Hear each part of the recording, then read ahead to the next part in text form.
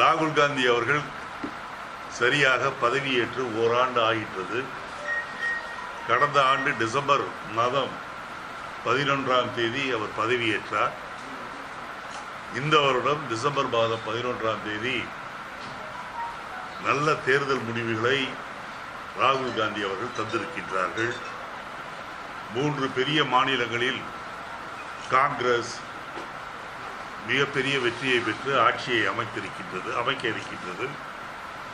ராகுல் காந்தி அவர்கள் பதவியேற்ற போது மோடிக்கு இவர் சரிசமமாக இருப்பாரா, மோடிக்கு நிகராக இருப்பாரா என்றெல்லாம் சொன்னவர்கள் இன்றைக்கு மோடியை வீழ்த்தக்கூடிய மிகப்பெரிய சக்தியாக ராகுல் காந்தி அவர்கள் உயர்ந்திருக்கின்றார்கள்.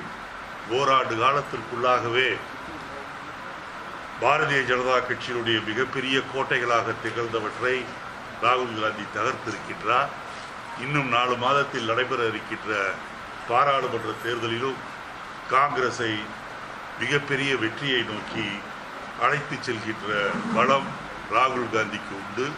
காங்கிரஸும் அதனுடைய கூட்டணிகளும் வெற்றி பெறும் என்பதோடு மட்டுமல்ல, ராகுல் காந்தி அவர்கள் விரைவிலேயே இந்த நாட்டினுடைய பிரதமராக வருவதற்கான நல்ல சூழ்நிலைகள் ஏற்பட்டிருக்கின்றது. மோடியை பொறுத்தவரையில் இந்த தோல்வியை ஏற்றுக்கொண்டு அவருக்கு கொஞ்சமாவது ரோஷம் இருந்தால் உடனடியாக ராஜினாமா செய்ய வேண்டும். ஏனென்றால் மோடியை வீழ்த்த முடியாது, யாருமே வீழ்த்த முடியாது, என்னை வீழ்த்துவதற்கு இந்தியாவில் யாரும் பிறக்கவில்லை என்றெல்லாம் எள்ளி நகையாடினார். ராகுல் காந்தியை சிறுவன் பொடியன் என்றெல்லாம் கேலி பேசினார். ஆனால் இன்றைக்கு மிகப்பெரிய தோல்வியை பெற்றிருக்கின்ற மோடி அவர்கள் உடனடியாக ராஜினாமா செய்ய வேண்டும் என்று நான் கேட்டுக்கொள்கின்றேன். கொஞ்சமாவது ஜனநாயகத்தில் நம்பிக்கை இருக்குமேயானால் அவர் கண்டிப்பாக ராஜினாமா செய்ய வேண்டும்.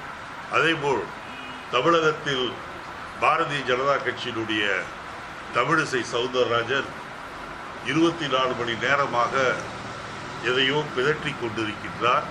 அவருடைய பேச்சு என்பது மரண ஓலம் போல் இருக்கின்றது. அவர் சொல்கின்றார், நாங்கள் இந்த தேர்தலிலே தோல்வி அடையவில்லை, அந்த தோல்வி என்பது வெற்றிகரமான தோல்வி என்று சொல்கின்றார்.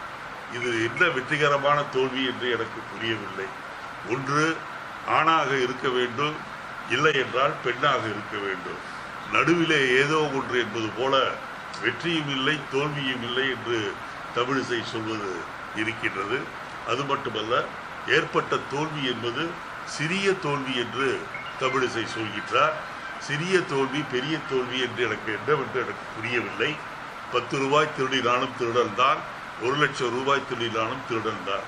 ஆகவே தோல்வி என்பது தோல்விதானே தவிர இதிலே சிறிய தோல்வி பெரிய தோல்வி என்று சப்பை கட்டுவது தமிழிசைக்கு ஏற்றதில்லை.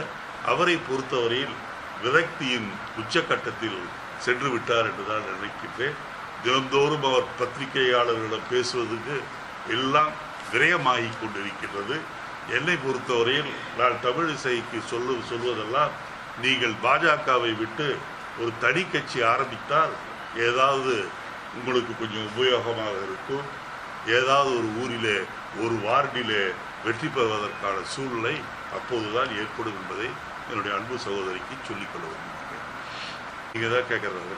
ராகுல் காந்தியோட பிரச்சாரத்தினாலதான் இந்த 3 மாநிலத்துலையும் காங்கிரஸ் வெற்றி பெற்றதா, இல்ல மோடியோட தோல்வியினாலதான் பாஜக தோற்று? அப்படி இதை இரண்டுமாக எடுத்துக்கொள்ள வேண்டும். இது ராகுல் காந்தி பிரச்சாரத்துக்கு கிடைத்த வெற்றி என்று சொன்னாலும், அதே நேரத்தில் மோடியினுடைய நடவடிக்கைகள், அவருடைய திட்டங்கள் மக்கள் நம்பிக்கை இழந்து விட்டார்கள், அவர் எதையும் செய்ய விட்டார் என்பதுதான் இதனுடைய எடுத்துக்காட்டு.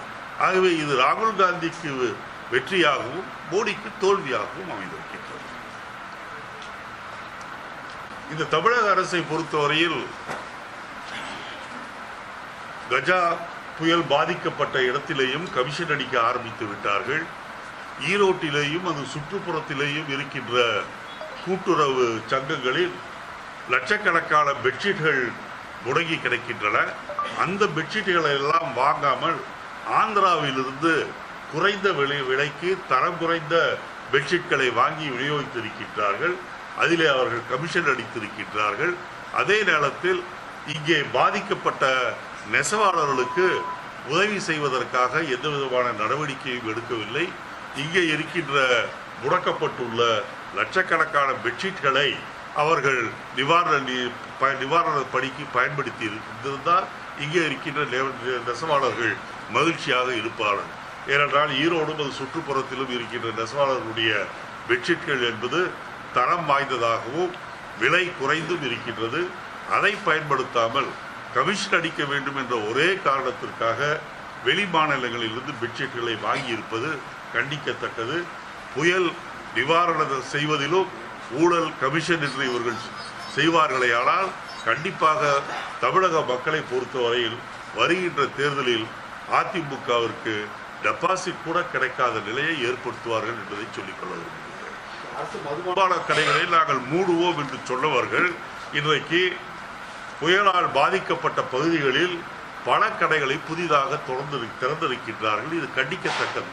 ஏனென்றால் அங்கே இருக்கின்ற மக்கள் ஒரு நாள் உணவிற்கே கஷ்டப்பட்டு கொண்டிருக்கின்ற நேரத்தில் அவர்களுக்கு கிடைக்கின்ற 200-300 ரூபாயையும் மதுக்கடையிலே செலவிட இந்த அரசாங்கம் ஏற்பாடு செய்துவிட்டால் அவருடைய குடும்பத்தினுடைய கதி என்னவாகும் என்பதை நீங்கள் நினைத்து பார்க்க வேண்டும். ஆகவே இந்த கடைகளை திறந்த தவறு உடனடியாக மூடுவதற்கான நடவடிக்கைகளை எடுக்க வேண்டும்.